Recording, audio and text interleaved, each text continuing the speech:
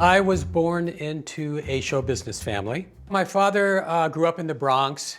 When he came to Hollywood the first time as a musical director, he worked on a Marx Brothers film, became an agent, and went to a play in New York City one night and saw Burt Lancaster. And they struck up a friendship and then a professional partnership, which lasted years and years, including Academy Award-winning films. What they did at that time, it is written about, glowingly, is that they basically broke the back of the studio system. At that time, there were only studio movies and studio system movies. And they were an independent company, and they came out and they challenged the studios, and they were successful, including genre films like Crimson Pirate, Flame in the Arrow, Vera Cruz, a great Western. They turned a TV show by Patty Chayefsky into an Oscar-winning film. And it was the first American film to win at the Cannes Film Festival. Later on, they produced some of the great movies of all time, including Sweet Smell of Success, Birdman of Alcatraz, later as a solo producer, Cat Ballou. I remember as a young kid walking down the stairs and waiting for the school bus, and around me on the walls, we had a magnificent collection. My parents had one of the great art collections of the 50s. It was in Life magazine and really talked about a lot. We had a Modigliani and a Delacroix and an El Greco and just wonderful pieces. We had a big L'Arlésienne by Van Gogh, and then next to it is this wonderful view of Montmajour. And so when my parents passed away, it came into my possession.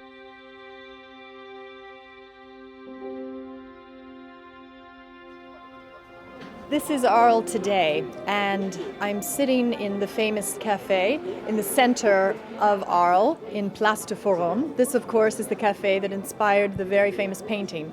Vincent van Gogh came to Arles from Paris, spent about 15 months here. The legacy of work that he left us includes an incredible repertory of paintings and drawings.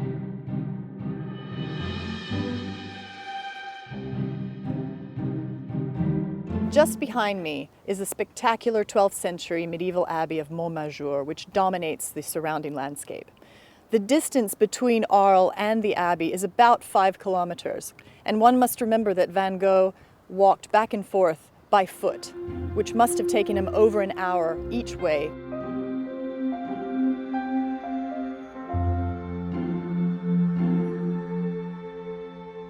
We know that Van Gogh visited this site more than 50 times, planning his strategy for how to make his drawings. Of the 5 drawings that Van Gogh completed of the Crau, where I'm standing at this point on the grounds of the ruins of the Abbey of Montmajour, it's most likely that this drawing, the Plain of the Crau, was done from this vantage point, looking across this particular point in the landscape. This is a north-facing view, and while it's changed somewhat, more or less one can see how Van Gogh constructed the scene from above, looking out across the land.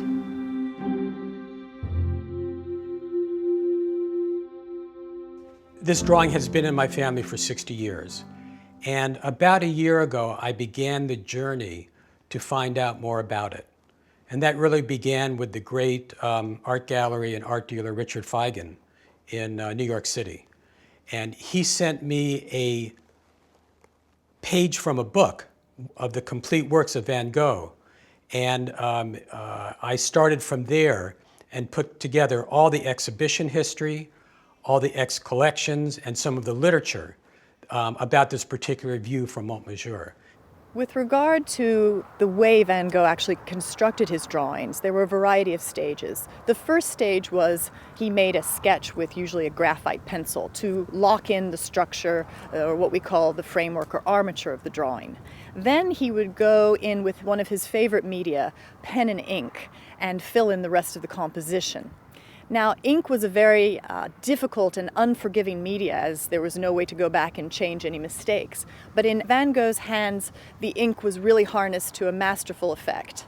Van Gogh preferred the reed pen, which was a homemade instrument which he made himself, in addition to using the quill.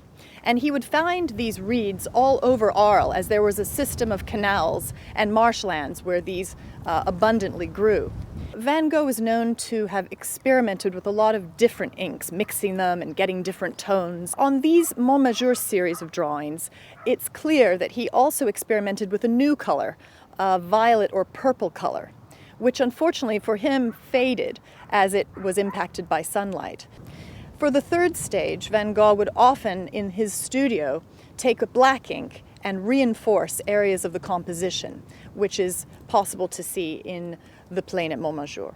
I think it is really interesting and kind of fantastic that the first exhibition ever, 1907, was in Berlin, and now it's come full circle and it's back in Berlin.